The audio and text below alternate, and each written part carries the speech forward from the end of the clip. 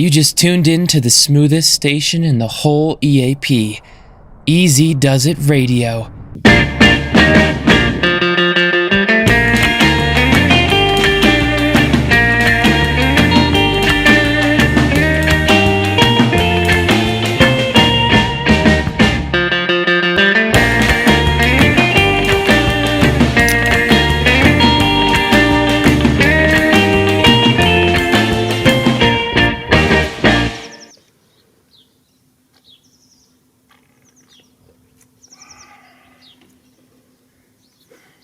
Alright, new digs, new sounds, apologies for all of them.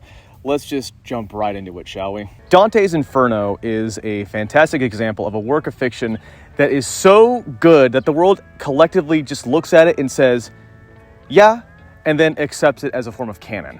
I'm sure that pisses off theologians, but I mean, what can you do about it at this point? I know it might seem weird to lead with the Divine Comedy as a springboard for what is essentially a video talking about funny men playing Halo on the internet and making videos about it. But I still needed a springboard for this video, and that felt like the most glaring example of what I want to talk about in this video.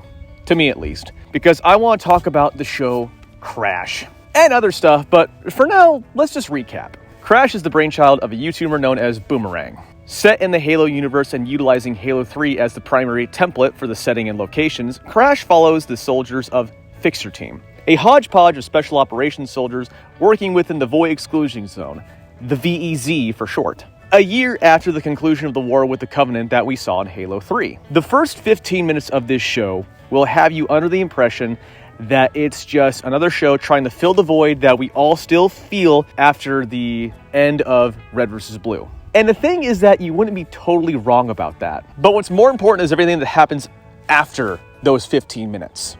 Don't get me wrong. This show takes a lot, and I mean a lot of beats from Red vs. Blue. But it's also very clear, very fast, that there are just as many things about this show that are its own thing that we should recognize. Now, what do I mean by that? If you're an RVB fan, you probably remember when Rooster Teeth made the Out of Mind and Recovery 1 miniseries that started to veer the Reds and Blues from their wacky fun adventures into the more serious but still wacky Project Freelancer and later Chorus storylines. Dedicated fans might also own a copy of the Ultimate Red vs. Blue guide that has a lot more supplemental material that kind of sheds light on the rest of the universe of Red vs. Blue. I bring these up because Boomerang is demonstrating that he is actually, probably, a master of two things: the art of supplemental material and fitting a story into an established world. So Crash, as a series, is only 9 episodes long at this time. However, the shortest episode is probably about a half hour long. The longest one is just over an hour and 10 minutes, I think. And if you look at Boomerang's channel, you'll note that the majority of what he's put out is Crash related, but not necessarily required to the overall enjoyment of the show. I probably watched the show twice over before actually checking out any of the shorter vignettes on his channel, and I can absolutely say that they add a certain je ne sais quoi to things. What? What? Do you mean je ne sais quoi? Whatever.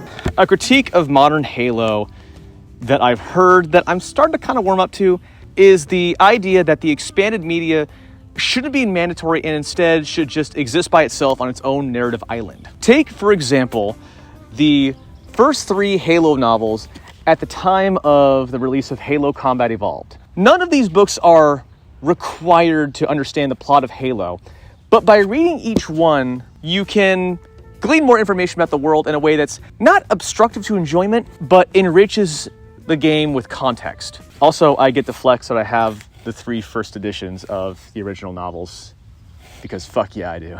I have every confidence that Boomerangs will tell the story he needs to tell in the main series proper, and it'll be gripping and dramatic and funny right up to the amazing conclusion I can tell it's ramping towards. But it's in the supplementary videos that the pockets of the world of Crash reside in, you start to get the feeling that there's much more under the surface, which is saying a lot because, like, the main series already has a lot of drama and intrigue to it as it stands. So, damn. And not only that, but Boomerang, I think, does something that not a lot of Machinima shows really are quite able to do, and that's effectively fit Crash into the world of Halo.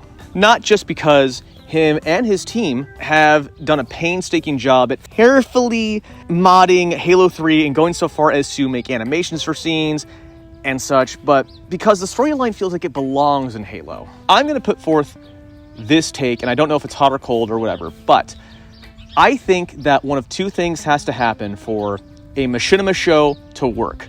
It has to, A, be its own completely unique, completely new idea that maybe just utilizes assets from different games, but isn't necessarily contingent on any one particular game universe at all. It's just its own thing. Great. Or B, it has to commit to the setting of the universe in which the game they're using for animation is residing in. That wasn't a fucked up sentence, right? I don't think it was. I thought it made sense.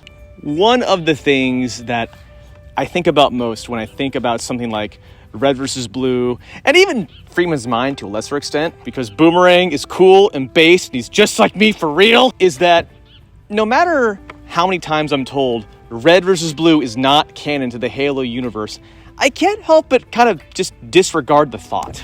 Because to me, while it's silly, something about Red vs. Blue fits so well into the background of the mainline Halo universe that I can't help but feel sad that there's just not that little pocket of silly and weird existing out there alongside the Master Chief. It's especially harder to do when we consider just how much Red vs. Blue goes on and how much grander it becomes with each passing season. Just, like, you know, ignore basically everything after season 14. Don't do it. Maybe watch Restoration. It's the final season, I don't know. It's a highly contentious topic, okay? And honestly, I'm never going to be able to play Half-Life without imagining Ross Scott's voice as I play it. It's been burned into my mind since like 2009, guys. It's just how I operate now. You know, everyone's always told me that I'm paranoid and I need to calm down. But guess what? I'm alive, and everyone who said that is dead. That's the ultimate proof that someone doesn't know what the hell they're talking about. I bring up Dante's Inferno at the beginning of this video because, in a way, as I watch this series, I can genuinely feel how it would fit into the rest of the Halo universe, and I want it to be there. This is not a show that was just made using Halo assets or the Blam engine or Slipspace engine or whatever.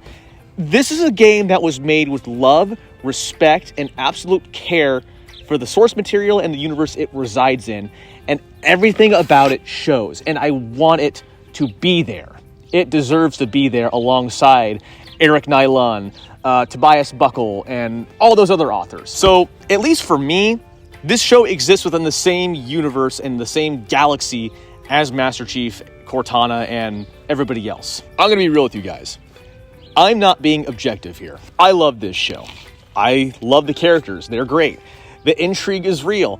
The plot is the best kind of slow burn. Every voice actor absolutely kills it. Now there's a fucking alternate reality game surrounding it. I don't know what to deal with that. Far Side Files sounds freaking cool, and I love it.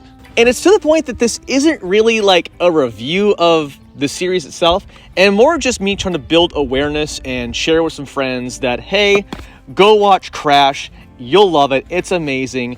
Do yourself a favor and go find it. This man deserves eyes on him. His team deserves eyes on them for the effort they're putting into this show. I sincerely want all of them to succeed. And it's not just because they have put so much effort into this freaking show and into the characters and the voice acting and everything, or the fact that what they're making here is honestly kind of a lightning in a bottle thing, guys, not gonna lie. But Boomerang himself as a creator has so much courage and honesty and openness about everything that has happened to him to get to this point that he's only gotten stronger for it, and we all should take a beat from that. It's amazing. No, I'm serious. Go watch his videos on his faith and how it actually like helped him with the production of the show, and I promise you, you will be spellbound by it. This also isn't just me impotently making a video that like maybe 36 people will say. I'm donating to this guy's Patreon. I believe in this show. Everyone on the team making it is leaving it all on the field every episode, and it is so good, and you can feel it in every still frame and every action sequence, and it's so good. The biggest thing about this video that's bugging me as I make it is that I don't want to spoil it for you. I'm definitely using some like clips from the show that are kind of out of context, but will still demonstrate my point about what exactly he's making. But I also really, really want to like hide all the good stuff because there is so much emotion, so much just pathos and everything put into this show that it is a tragedy that more people haven't seen it. Very happy to know that the first episode has been watched by like, 250,000 some odd people, maybe. I can't remember the exact view count, but everything else needs more love, guys. He's still getting more views in his subscriber count, which is a good sign, but I think it could do better. And I don't say that he's not putting in enough effort, because goddamn he is, but the guy absolutely deserves every eye that has ever watched Red vs. Blue, and more so. And keep in mind, this whole thing about me not spoiling anything, I don't really care about spoilers. If I'm going to watch something, I'm going to watch it, and it doesn't really matter to me if I hear how it ends. But I don't want to do that to you guys. You should go watch it, you should experience it firsthand for yourself, and I promise you'll enjoy it. Right now, if I had to sum it up in one sentence, Crash is a stone being cast into the Machinima pond that we don't really know like just how far it's going to ripple out, but I would hazard a guess that it's going to have more of an impact down the road than we actually can comprehend right now. Boomerang is doing great work. It's awesome. Go watch it. I am glazing this series so freaking hard.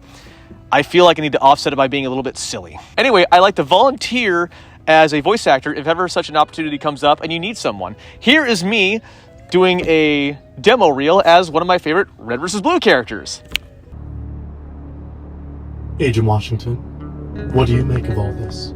I think it sounds like exactly what I encountered, except it's stronger now, and becoming more so all the time. Does that concern you? It doesn't make me excited. I've been through a lot with this program, Agent Washington. The Epsilon AI we assigned Has already been discussed to death. I'm over it. now your physical problems because of your last encounter. I'm better now, mentally and physically. Profile of you disagrees with your assessment. Look, the last mission I ran against this thing, I got shot in the back by my own partner. Agent South, we feel some responsibility for that. Yeah, you should. If I hadn't had York's healing unit, I'd be dead by now. So while this isn't ideal and I don't feel like sticking my neck out for you guys, if it puts me on a path that leads to her, you can trust me at least that far. So you would say that you have overwhelming feelings of anger and a need for revenge? More than you know. I hooked up Freckles, but for some reason he's not getting any power. What do you mean? We should have plenty. I know, but it's all being diverted somewhere else. I don't know what it could be. Well, where's it all going? Red base? Uh-oh. I think I know what it is.